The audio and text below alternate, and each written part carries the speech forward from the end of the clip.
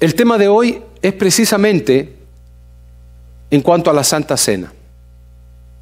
Hemos entrado en abril y en este mes, dentro de poco, vamos a estar celebrando o conmemorando, mejor dicho, la muerte y resurrección de Jesús. Muchas iglesias alrededor del mundo tienen eventos que tienen que ver con la muerte y resurrección de Jesús. Se muestran películas, se hacen comidas especiales. Algunas iglesias dejan de comer ciertas cosas para comer más legumbres. Y muchas cosas se hacen porque la muerte y resurrección de Jesús es algo tan importante. Pero yo quiero retroceder en el tiempo y no llegar necesariamente a la crucifixión, sino que algunos momentos antes de la crucifixión, cuando Cristo se reunió con sus discípulos y les mandó a que vayan a preparar lo que se llama la Pascua. Se mataba un corderito, se sacrificaba un corderito y se preparaba el corderito apuradamente y se comía el corderito con la familia. El corderito implicaba el perdón o cubrir los pecados. Pero para entrar en tema, el título es ¿Soy yo, Señor? Es una pregunta. ¿Soy yo, Señor? Años atrás, cuando me casé, me trajeron como regalo este cuadro. Es un cuadro bien pesado porque es de piedra tallada a mano.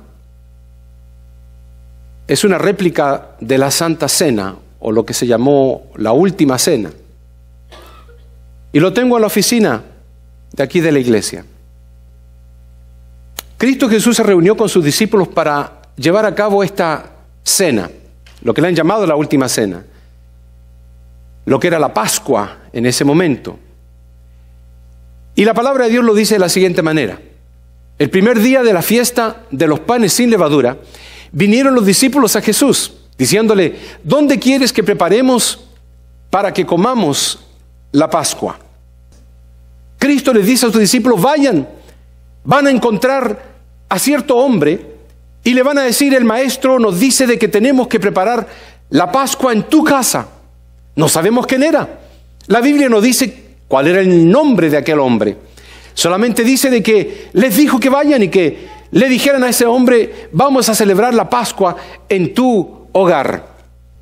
También en cuanto a la Pascua, entendemos que la Pascua tiene que ver con un periodo de liberación. Dios le dice al pueblo de Israel, le dice que se retiren de Egipto, que salgan de Egipto y que Él les iba a dar la libertad. Ustedes saben toda la historia, se abre el Mar Rojo y ellos pasan. Pero antes de que salieran de Egipto, Dios comienza a mandar plagas a Egipto y comienza entonces a llevar a cabo estos portentos en contra de Faraón. Y el último de ellos fue matar a todos los niños primogénitos. Dios le dice entonces que tomen un corderito y que la sangre de ese cordero la echen en el dintel de la puerta, o sea, en el cuarto, en el cuadro o en el marco de las puertas, porque iba a pasar un ángel e iba a comenzar a matar a todos los primogénitos. Y toda aquella persona que pusiera la sangre en el marco de la puerta, el ángel de la muerte iba a pasar sin entrar en ese hogar y no iba a matar a nadie. Esto es la Pascua. Y los judíos la han venido celebrando a través de todos estos años. Hasta el día de hoy las familias se reúnen. Padre, madre, hijos se sientan a la mesa y algo muy especial es la Pascua para ellos, porque ellos recuerdan cuando Dios les permitió salir de Egipto y entrar a la tierra prometida. Hoy en día nosotros no necesariamente practicamos lo de la Pascua judía, pero también hemos sido sacados del mundo de Egipto y hemos sido trasladados a libertad en Cristo Jesús. Así que simbólicamente es lo mismo. Cada fiesta judía tiene que ver con la iglesia De alguna forma u otra se relacionan las fiestas judías con la iglesia. Cristo Jesús entonces comenzó a celebrar la Pascua con los judíos, con sus discípulos en ese momento. ¿Y qué sucede? Desde ese entonces se instituyó la Santa Cena del Señor, lo cual nosotros vamos a llevar a cabo dentro de unos minutos. Ahora, cuando hablamos de la Santa Cena, años atrás, por cierto, en el año 1495, Leonardo da Vinci pintó ese cuadro que ustedes ven ahí. Por supuesto, eso es una pintura de lo que él pintó en el monasterio de Milán, en Italia. No es pequeño el cuadro, incluso tiene 20 y tantos pies de largo y 15 pies de alto. Es un enorme mural que se encuentra en ese monasterio y a través de los años se ha mantenido, lo han tratado de arreglar. Pero ahí Leonardo da Vinci pintó la última cena. Y entonces vemos que Jesús reúne a sus discípulos para algo muy importante. Llama a todos.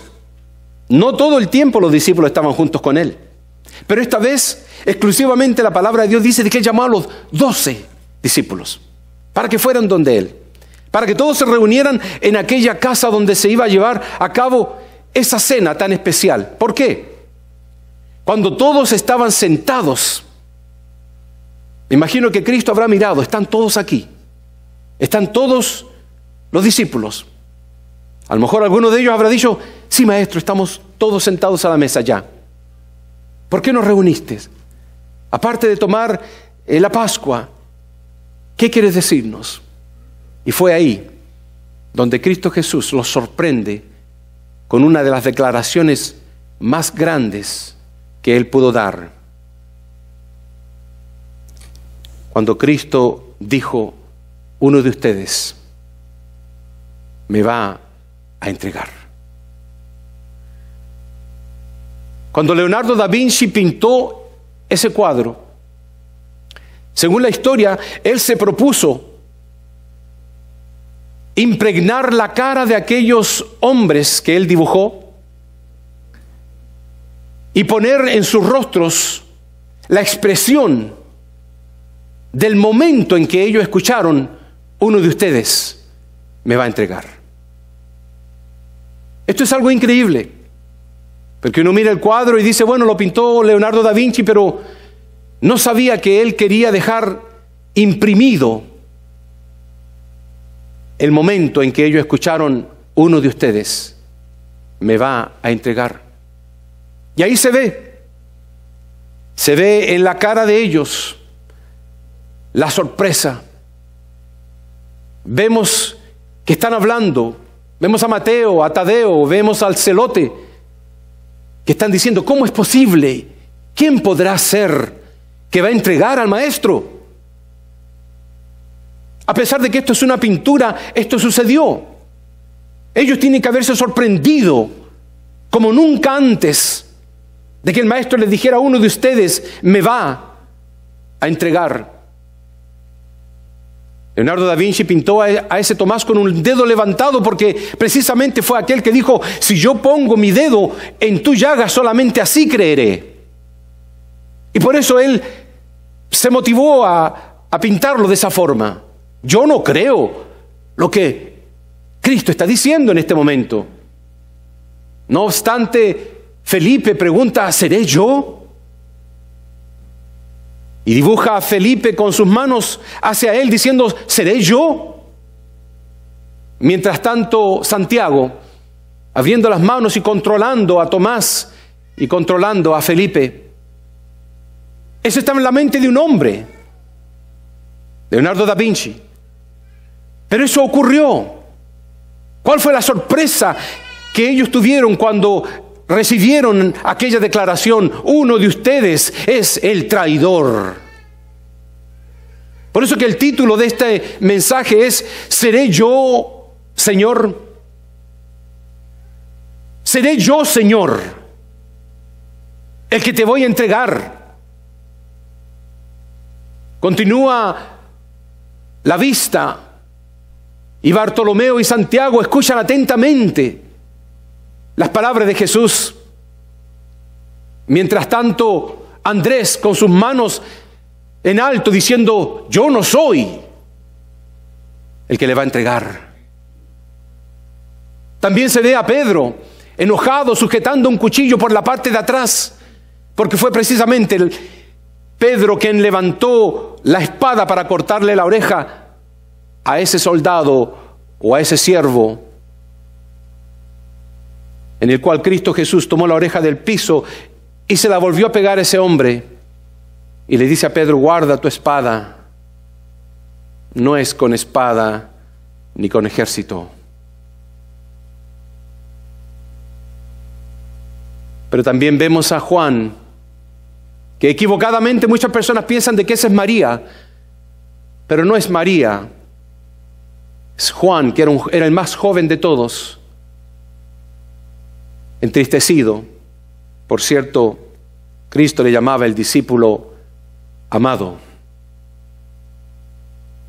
Y nada más y nada menos que vemos a Judas, el traidor, sujetando a la bolsa que tenía monedas de plata, porque ya había hecho el plan de entregar y traicionar a Jesús. Por eso este sermón se llama ¿Seré yo Señor? Cristo Jesús no tenía necesidad que ellos dijeran: yo soy. Juan 2:25 dice: y no tenía necesidad de que nadie le diese testimonio del hombre, pues él sabía lo que había en el hombre. Dios es omnisciente. Dios es omnipresente. Él está en todo lugar y Él escucha todas las palabras que se susurran y que se mencionan y se hablan por teléfono, en las recámaras, en alta voz. Todas las escucha Dios, todas tus palabras. Incluso la palabra de Dios dice de que Dios conoce aún nuestros pensamientos antes de que digamos la palabra. Él ya los conoce, ni siquiera tenemos que decirlas, y Él conoce lo que vamos a decir. ¿Seré yo, Señor, el que te voy a traicionar? ¿Seré yo, Señor, el que te he traicionado toda mi vida, todos los días? La palabra del Señor dice en Mateo 26:24: a la verdad el Hijo del Hombre va según está escrito de él, mas ay de aquel hombre que por quien el Hijo del Hombre es entregado. Bueno le fuera a ese hombre no haber nacido. Usted sabe cuántos miles de personas, millones de personas, billones, trillones van a caer al infierno. ¿Y cuántas de ellas no habrán conocido la Biblia? Y a lo mejor se recordarán de ese pasaje cuando Cristo dijo: bueno le hubiera sido nunca haber nacido. Por eso es que cuando pensamos en el infierno, sabiendo nosotros que nuestro nombre está inscrito en gloria, que nuestro pasaje a la eternidad fue pagado con la sangre de Jesús, yo no tuve que derramar una gota. Es lo más grandioso que el hombre puede recibir, la salvación de su alma. La palabra del Señor dice que Cristo Jesús, sabiendo quién lo iba a entregar, estaba escrito de él. Por allá por Salmos 41:9 decía: aún el hombre de mi paz, en quien yo confiaba, el que de mi pan comía, alzó contra mí su calcañar. Otras versiones lo dicen diferente. Hasta mi mejor amigo, dice la versión internacional, en quien yo confiaba, el que compartía el pan conmigo, me ha puesto la zancadilla. Soy yo, Señor. Seré yo. ¿Seré yo, Señor, que mañana voy a volver a pecar contra ti? La palabra del Señor nos dice en Mateo 26, 22, dice, y entristecidos en gran manera. Ellos estaban sinceramente entristecidos. Ellos no estaban fingiendo. Así como ustedes están escuchando atentamente, todos están escuchando atentamente. No están fingiendo. Bueno, uno que otro. Ellos estaban entristecidos de corazón. Pero ahí está el problema, hermanos. Yo quiero que ustedes entiendan qué está pasando en el corazón de aquellos hombres que siguieron a Jesús por tantos años, 3 años por lo menos. Se entristecieron cuando Cristo les dijo, uno de ustedes me va a entregar. Y luego comenzó cada uno de ellos a decir, ¿soy yo, Señor? ¿Soy yo? Ahí está el problema. ¿Por qué tenían que preguntar, ¿soy yo, Señor? ¿Acaso ellos no sabían su condición espiritual ante Dios? Eso me da rabia solamente de pensarlo. Pero me aplico también el versículo a mí. Y muchas veces yo tendría que preguntar, Señor, ¿te voy a volver a entregar? ¿Te voy a volver a cambiar por deleite de algún tipo de pecado? ¿Voy a hacerte infiel una vez más, Señor? Por eso que le puse el título de esa forma. ¿Soy yo o seré yo, Señor? Y la respuesta es obvia. Todos vamos a entregarlo. Él no murió porque nosotros éramos buenos. Él no murió porque éramos buenas personas. Él murió porque éramos malos. Y porque necesitábamos que nuestros pecados fueran limpios por la sangre de Él.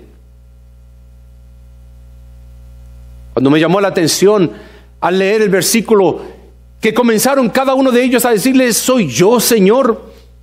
Busqué en otras versiones, busqué la Biblia latinoamericana, y la tienen traducida como, ¿acaso soy yo, Señor? Busqué en la Biblia de Jerusalén, ¿soy yo, Señor? La Nueva Internacional dice, ¿acaso seré yo, Señor? Palabra de Dios, Señor, ese no seré yo, ¿verdad?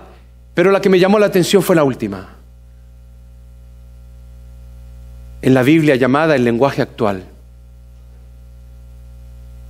Miren lo que se atrevieron a traducir. No estarás acusándome a mí, Señor, ¿verdad? Con un tono que cuestiona a nuestro Señor Jesucristo. Ese es el lenguaje actual. La gente no se da cuenta que están muertos en delitos y pecados. Son zombies caminando en esta tierra, llenos de podredumbre de pecado.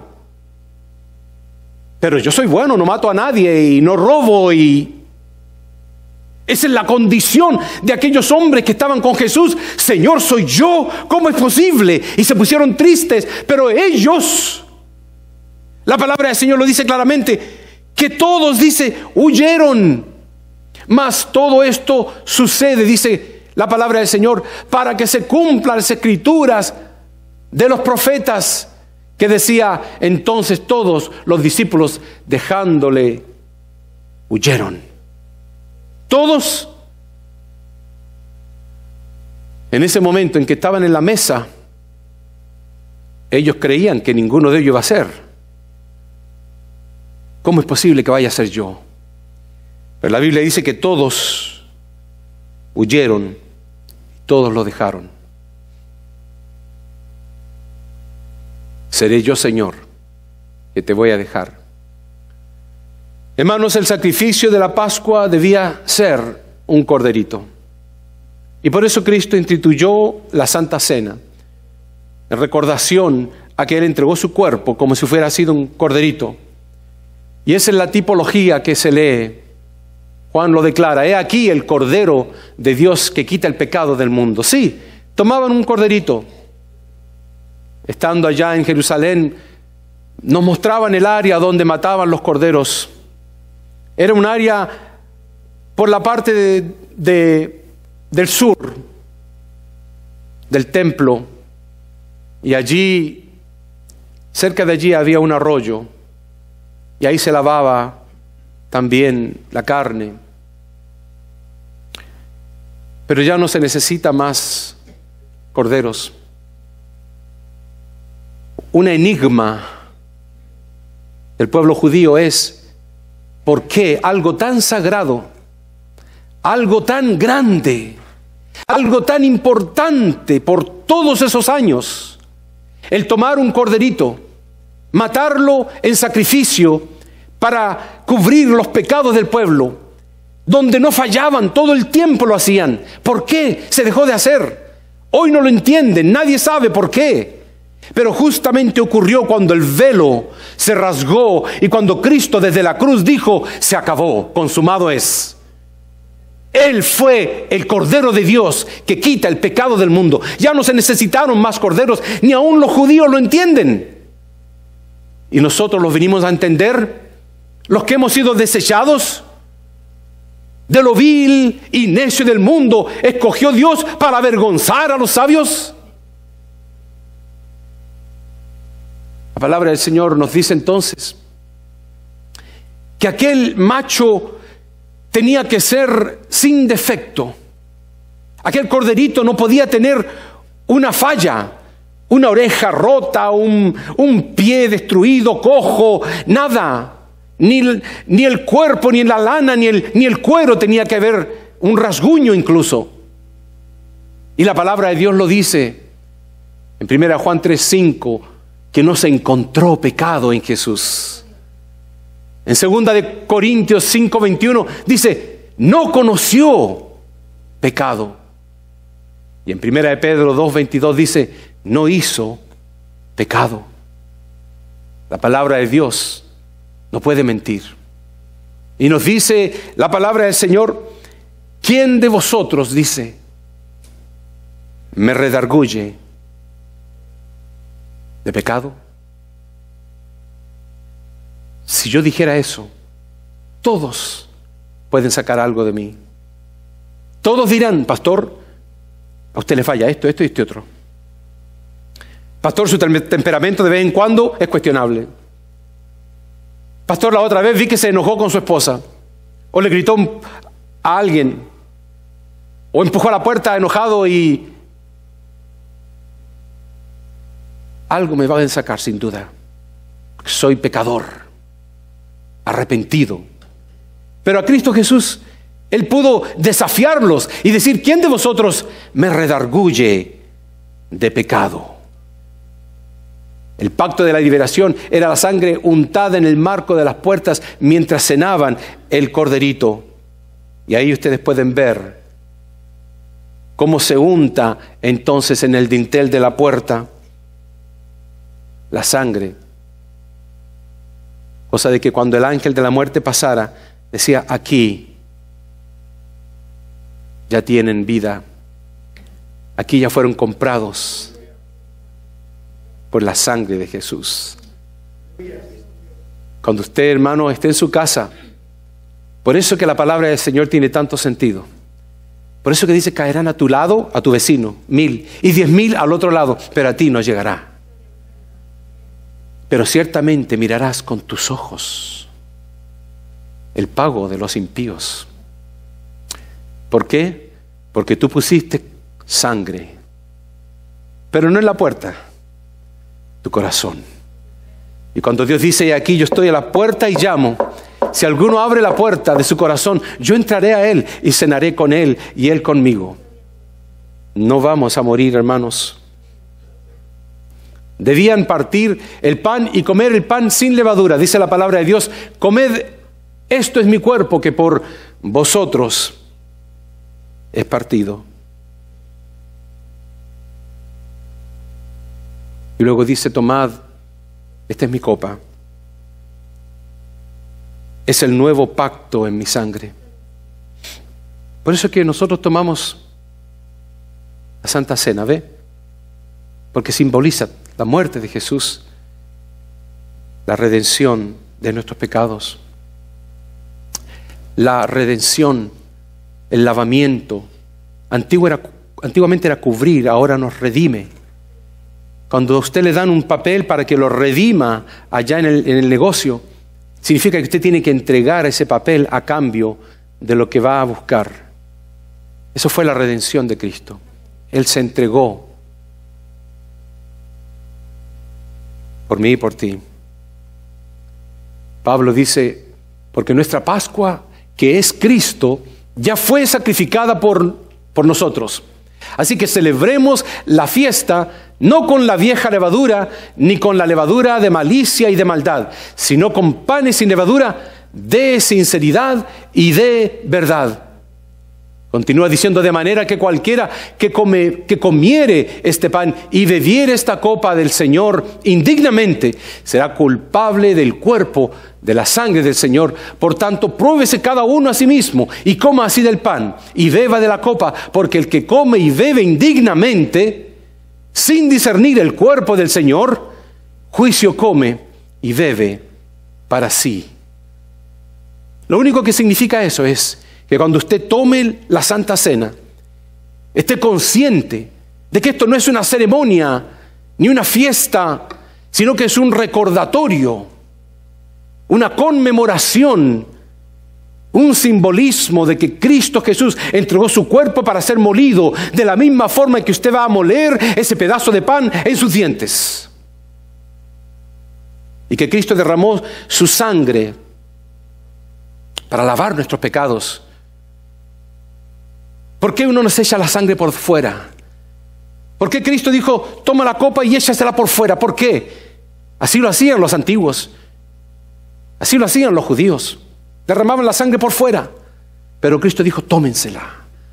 Porque la suciedad por fuera no tiene nada que ver. Pero la suciedad interna es la que necesita ser lavada. Por eso el Señor nos dice, esta es la copa. ¿Soy yo culpable, Señor? ¿Soy yo culpable, Señor?